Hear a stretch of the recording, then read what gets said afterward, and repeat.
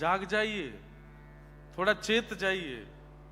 मत करिए किसी के साथ छल, मत करिए कपट, मत करिए ईर्ष्या, मत करिए क्रोध, ना काम में इतना डूबिए। क्यों?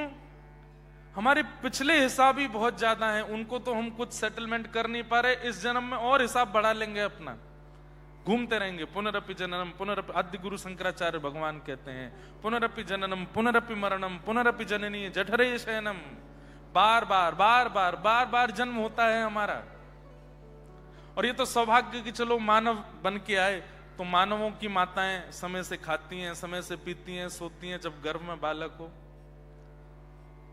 कुत्ता बिल्ली आदियों के गर्भ में जब जाते हैं ना, तो वो समय से खाते पीते, कैसे रखते हैं अपने गर्भ को। और आपको शायद पता हो कि एक साथ 5-6 बालक जन्म होते हैं, और कभी कभी उनको इतनी तेज भूख लगती है तो वो अपने एक बालक को खा भी जाते हैं। वात्सल्य नहीं होता मां में। और सब किससे चलता है? हमारे पूर्व के प्रारब्ध से।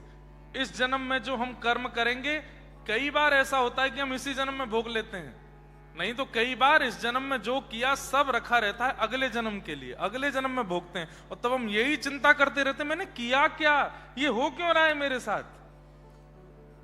जैसे भीष्म पितामह चिंता में पड़े, जब बाणों की सैया में लेटे थे, तो भगवान से कहते हैं, मुझे 100 जन्मों की याद है, मैंने कोई पाप नहीं किया, तो फिर ऐसा कौन सा कर्म था जिसके कारण रोम रोम में बाण लगाया, मेरे बाणों की सैया पर लेटा दिया, मुझे बाणों के बिस्तर पर लेटा हूं मैं। इतनी कष्टप्रद मृत्यु मुझको देने का कारण जान सकता हूं मैं? 100 जन्मों तक मैंने कोई पाप नहीं किया, मुझे याद है।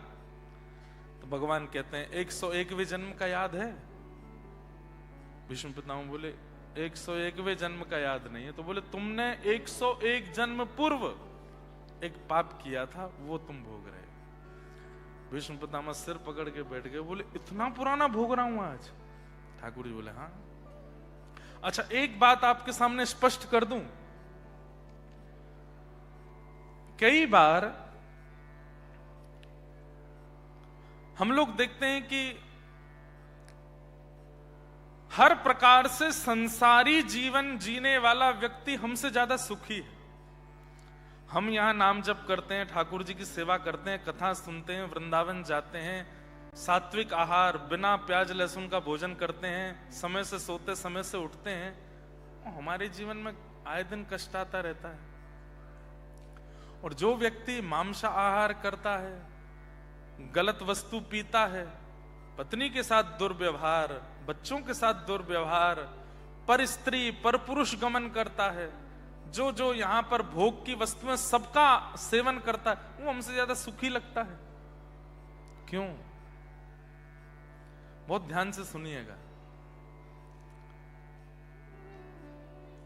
व्यक्ति जब बालक बहुत पढ़ाकू होता है ना, कई बार ऐसा 1,00,000 बालकों में एक बालक होता बहुत पढ़ाकू होता है, तो वो अपनी आगे वाली क्लासेस को भी पढ़ लेता है, 9th में होते हुए 10th को भी पढ़ लेता है। कई बार हमारे स्कूल में भी ऐसा होता था कि कोई 8th क्लास में बालक इतना ज्यादा इंटेलिजेंट है, तो प्रिंसिपल उनके माता पिता को बुला के कहते इसको 9th पढ़ाने की जरूरत नहीं है, आप कहो तो हम इसको एक क्लास स्किप करा के सीधे 10th में कर लें।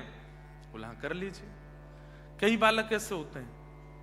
ऐसे ही जब व्यक्ति नाम जप करने लगता है, व्यक्ति भक्ति साधन करने लगता है, व्यक्ति अपने जीवन में सात्विकता लेकर के आने लगता है, भगवत आराधन में ज्यादा लग जाता है, तो ठाकुर जी को लगता है अभी इसको 5 जन्म और लेने। पूर्व के किए हुए प्रारब्ध कब पूरे होंगे? जब ये 5 जन्मों में उनको भोग लेगा। लेकिन अब ये इतना नाम जप आदि सब करने लगा है, क्यों 4 बार और भेजा जाए? एक बार में ही सब खत्म करवाओ। अगले दिन से ही कष्ट आना प्रारंभ, अगले दिन से ही विपत्ति, मानसिक, शारीरिक, बौद्धिक, वो सब आने लगती है। क्यों? ठाकुर जी चाह रहे हैं कि भाई इतनी बार मुझसे दूर नहीं जाना, ये अंतिम है, इसको पूरा करके निकलो यहां से, आ जाओ। आप कहेंगे महाराज जी इतने कष्ट आते हैं कथा सुनने के बाद, तो फिर हम कथा सुनना बंद कर दें? नहीं। नाम जप करना बंद कर दें? नहीं। नाम जप कीजिए, कथा सुनिए, सब क्रियाएं कीजिए जो भी आपके आचार्य, गुरु और वैष्णव जन बताते हैं। क्यों? कष्ट तो आएंगे लेकिन आपको पता नहीं चलेगा। जितना प्रभाव पहले होता था उतना अब नहीं पड़ेगा। मैंने कैसे कैसे लोगों को देखा है, बिना कुर्सी के बैठ नहीं सकते, बिना इस ब्रांड के कपड़े पहन नहीं सकते, बिना इतना नमक मिर्च नींबू नहीं पड़ा हो तो भोजन नहीं कर सकते, ऐसी व्यवस्था नहीं हो तो रह नहीं सकते, ऐसा ना हो तो खा नहीं सकते। लेकिन वैष्णव बनने के बाद पड़ी रहूं कुंजन के कोने, पड़ी रहूं कुंजन के कोने, श्याम राधिका गाऊं, श्याम राधिका गाऊं, किशोरी तोरे चरणन की रज पाऊं, किशोरी तोरे चरणन की रज पाऊं। कहो तो कुसुमल साड़ी रंगावा, कहो तो कुसुमल साड़ी रंगावा। अरे मीराबाई के बारे में जब सुनते हैं तो एक बात और दिमाग में रखा कीजिए, राव दूधा जी की पोती हैं वो। राव दूधा जी कौन है? मेड़ता के राजा हैं।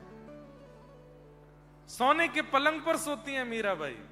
ऐसे ऐसे आभूषण पहन करके चलती हैं कि उन आभूषणों को कोई देख लेता है ना तो दूसरे राज्यों की रानियां शर्मा जाती हैं मीराबाई की सुंदरता के आगे। सुंदर कितनी है मीराबाई, इतनी सुंदर हैं, इतनी सुंदर हैं कि कोई एक बार उन्हें देख लेता है तो देखता रह जाता। अच्छा, मीराबाई की सुंदरता की एक बात और, नेत्र इतने सुंदर, नासिका इतनी सुंदर, ओष्ठ इतने सुंदर, मुखमंडल इतना सुंदर। लेकिन संसार की सुंदरता देख करके मन में क्या आता है? संसार में किसी सुंदर व्यक्ति को देखते हैं तो लगता है काश ये हमारा हो जाए, कितना सुंदर है। ठाकुर जी ने इसको कितने आराम से बनाया होगा, तराश के बनाया है। या फिर ज्यादा ही संसारी जीव होता है तो उसके अंदर काम वासना आदि आदि प्रकट होने लगती है। लेकिन बाईसा की सुंदरता कैसी है? देखते ही व्यक्ति की पलक झपकना भूल जाते हैं, नेत्र आंसुओं से भर जाते हैं, और कितना भी नास्तिक व्यक्ति हो चित्त में कृष्ण प्रकट हो जाते हैं बाईसा को देख करके। ऐसा रूप है उनका।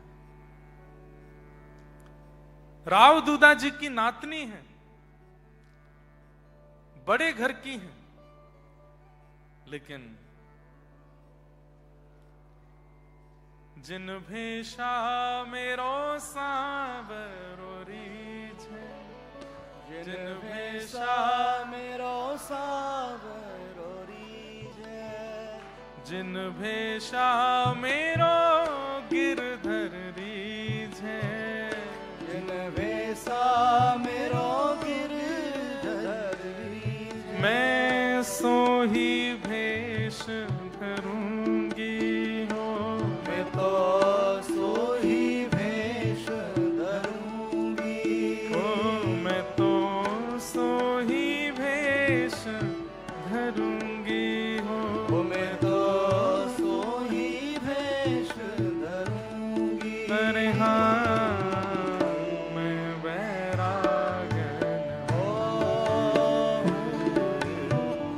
मैं बैराग दूंगी, ओ मैं बैरागन मैं बैराग दूंगी। ओ बाला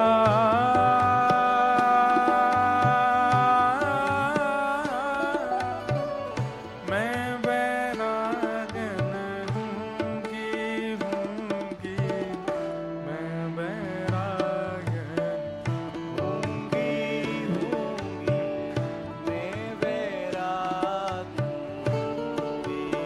ऐसा होता है जब भक्ति जीवन में आ जाती है तो बाईसा किसी और को रिझाने के लिए तैयार नहीं होते, किसी और को खुश करने के लिए कर्म नहीं करते, किसी और को प्रसन्न करने के लिए बोलती नहीं, चलती नहीं। उनकी एक एक गतिविधि, जिन भेषा मेरो साहिब रीझ, जिन भेषा मेरो साहिब रीझ, ओ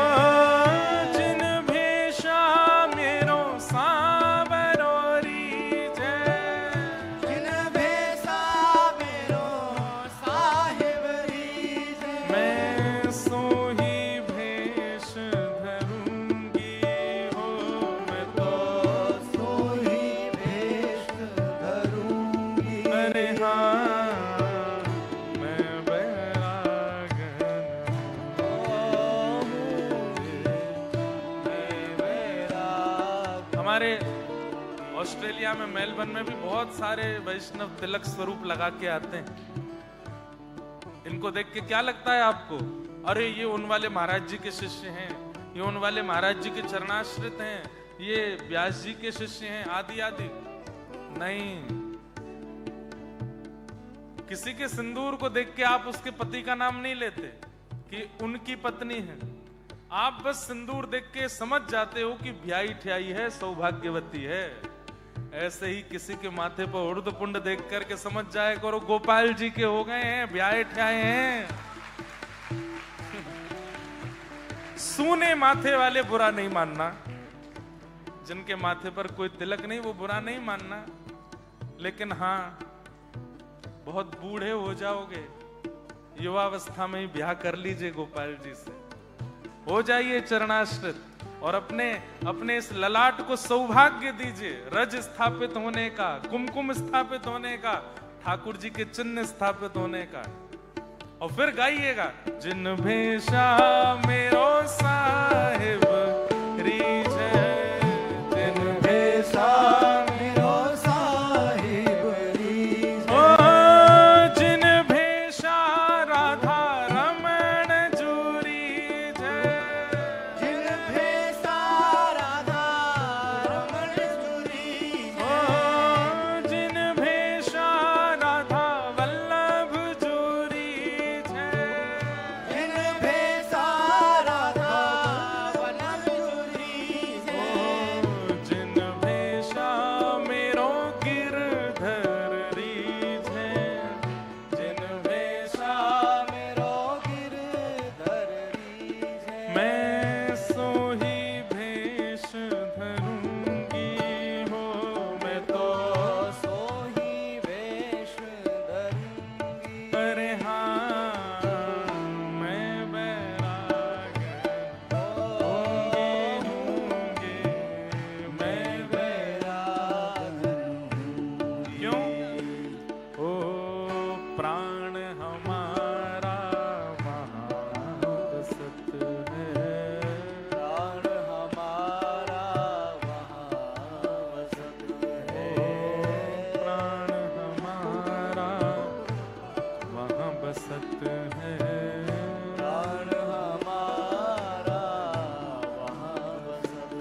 ओ यहाँ तो खाली को, यहाँ तो खाली को, वैसे ये पंक्ति तो यहाँ बैठे हर व्यक्ति को गानी चाहिए।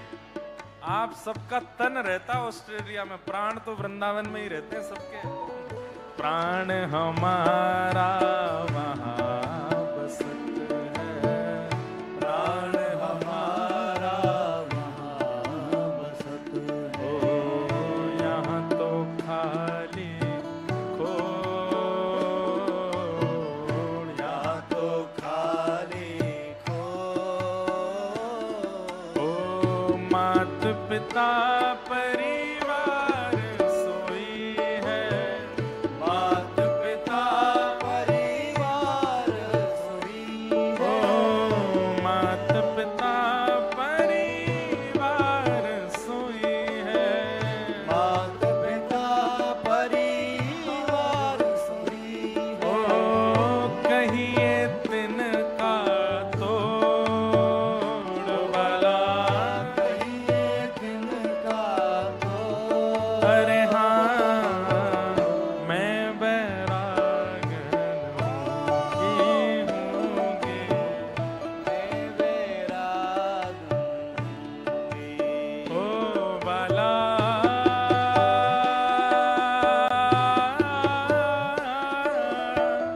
मैं बैरागन होंगी,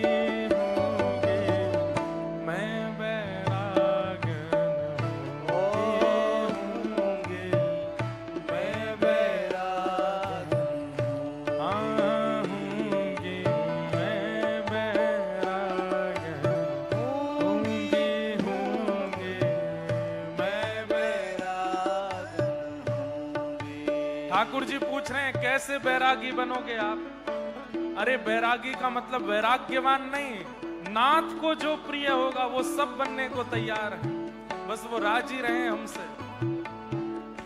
थे के वो तो सांवरा में मोर मुकुट बन जाऊं, थे के वो तो सांवरा में मोर मुकुट बन जाऊं, थे के वो तो सांवरा में मोर मुकुट बन जाऊं, थे के वो तो सांवरा में मोर मुकुट बन जाऊं। क्यों? अरे पैरण लागे सांवरो जे, पैरण लागे सांवरो आ पैरण लागे सांवरो जे, पैरण लागे सांवरो। मैं तो मस्तक से लग जाऊं रे, मैं तो मस्तक से लग जाऊं, ओ मैं तो मस्तक से लग जाऊं रे। मैं तो मस्तक से लग जाऊं। हे मोहन हे गिरधर, हे मोहन आओ तो सही, गिरधर आओ तो सही, माधव रे मंदिर में मीराबाई अकेली खड़ी।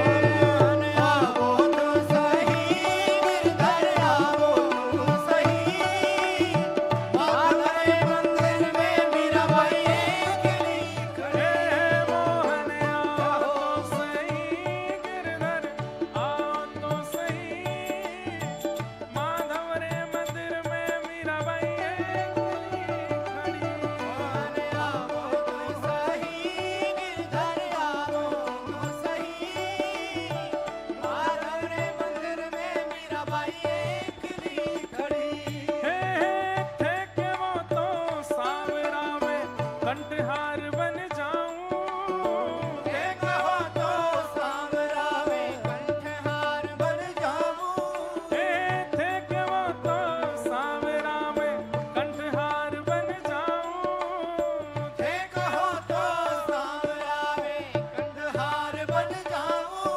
अरे पैरण लागे सांवरो जे, पैरण लागे सांवरो आ पैरण लागे सांवरो जे, पैरण लागे सांवरो। ओ मैं तो हिवड़ा से लग जाऊं रे, मैं तो हिवड़ा से लग जाऊं रे, मैं तो हिवड़ा से लग जाऊं रे।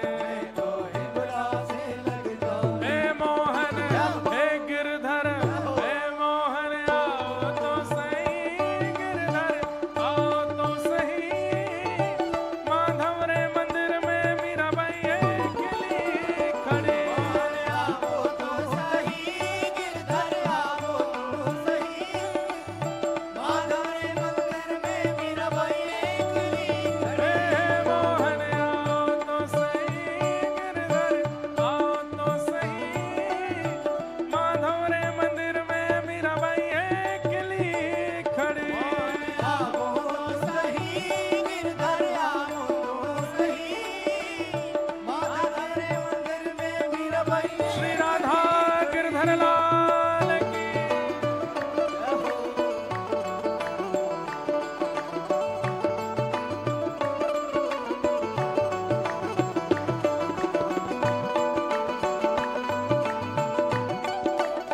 भुजा उठा के श्री वृंदावन धाम की।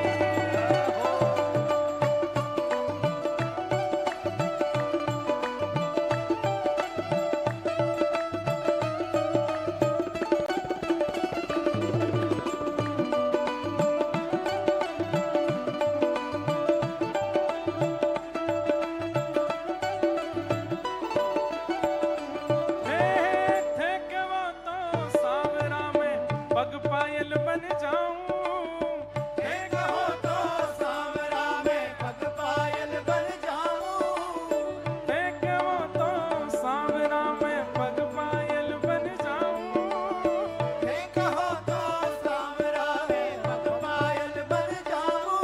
अरे नाचन लागे सांवरो जे, नाचन लागे सांवरो आ नाचन लागे सांवरो जे, नाचन लागे सांवरो। ओ मैं तो चरणा से लग जाऊं रे, मैं तो चरणा से लग जाऊं रे, मैं तो चरणा में रम जाऊं रे, मैं तो चरणा में लग जाऊं रे। हे मोहन हे गिरधर, हे मोहन आओ तो सही, गिरधर आओ तो सही,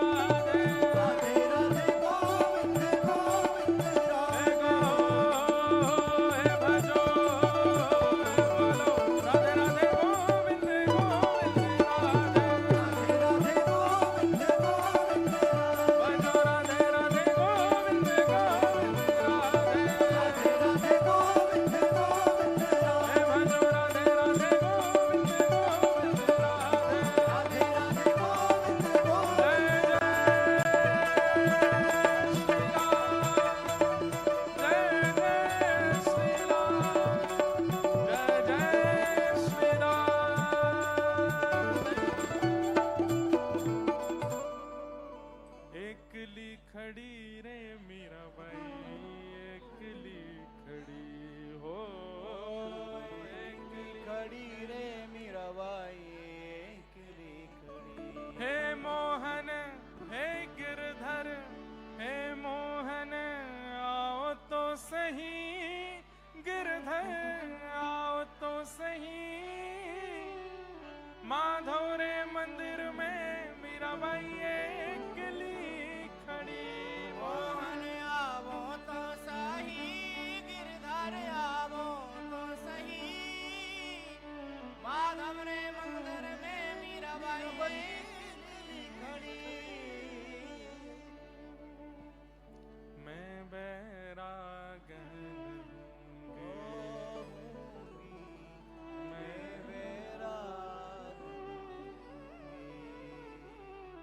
तो ये भाव हमने क्यों स्पर्श किया कि एक बार भक्ति मार्ग में आने के बाद, भक्ति पथ पर आने के बाद में व्यक्ति को भले ही उसके जीवन में पीड़ाएं बढ़ सकती हैं, भले ही उसके जीवन में चैलेंजेस बहुत बढ़ सकते हैं, लेकिन भक्ति इतना बल दे देती है कि वो सबसे जूझने को तैयार हो जाता है। संसारी व्यक्ति दाल में नमक नहीं है ये चिंता भी सहन नहीं कर पाता। संसारी व्यक्ति को रोटी पकी नहीं है, दाल में नमक नहीं है, रात में बेड कंफर्टेबल नहीं है, पत्नी अनुकूल नहीं है, पति अनुकूल नहीं है, ये सब चीजें भी संसारी व्यक्ति सहन नहीं कर पाता। लेकिन वैष्णव भक्त जो होता है ना, वो बड़े से बड़े पहाड़ को भी सहन कर लेता है विपत्ति के। इसलिए हम तो केवल ये समझाना चाहते हैं, उद्देश्य केवल इतना है कि सब समझ जाओ भाई, ये जन्म अंतिम हो, ये जीवन अंतिम हो। ठाकुर जी प्रतीक्षा कर रहे हैं हमारी।